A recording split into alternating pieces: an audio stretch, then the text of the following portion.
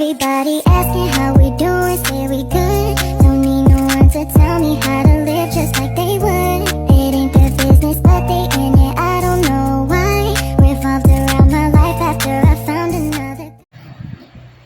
Assalamualaikum warahmatullahi wabarakatuh. Perkenalkan, nama saya Nuraini dari Prodi 21 MP4. Di sini saya akan menjelaskan materi tentang konsep dasar kebijakan pendidikan. Yang pertama, mengenai pengertian dan hakikat kebijakan pendidikan. Istilah hakikat biasa diartikan sebagai karakteristik atau ciri khas dari sesuatu yang bisa membedakannya dari yang lain. Hakikat adalah hal terpenting dari suatu yang terdiri atas pengertian yang sifatnya abstrak.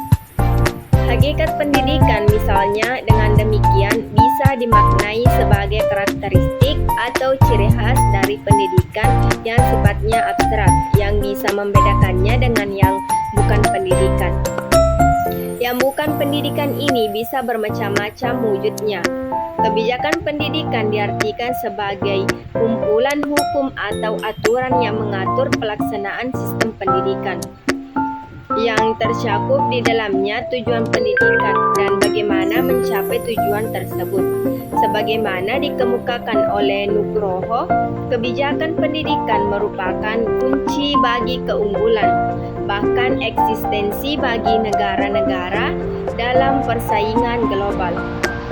Sehingga kebijakan pendidikan perlu mendapatkan prioritas utama dalam era globalisasi.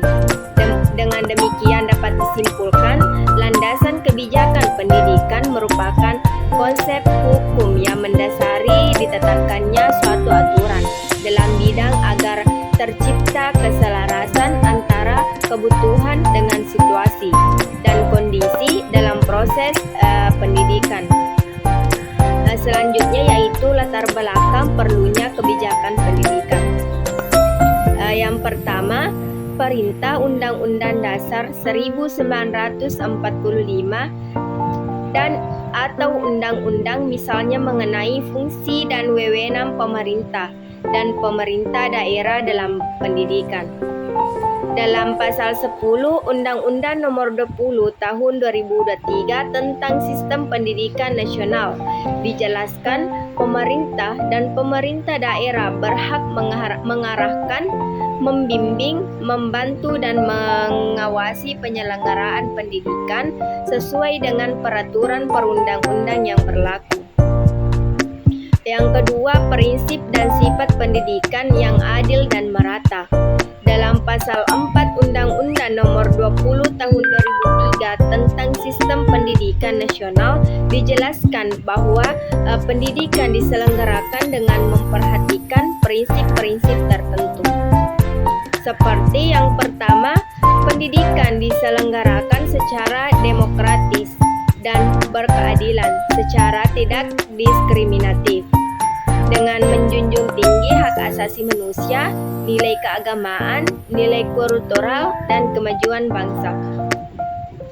Selanjutnya, perubahan politik, ekonomi, peta kedudukan, dan pergeseran ideologi. Kebijakan pendidikan juga sangat dipengaruhi oleh perubahan politik, ekonomi, peta pendudukan, dan dinamika global. Yang ketiga, proses kebijakan pendidikan, di mana kebijakan pendidikan diperoleh melalui suatu proses pembuatan kebijakan. Pembuatan kebijakan yaitu terlihat sebagai sejumlah proses dari semua bagian dan berhubungan kepada sistem sosial dan membuat sasaran sistem. Proses pembuatan keputusan memperhatikan faktor lingkungan, eksternal, input atau masukan, proses transformasi, output atau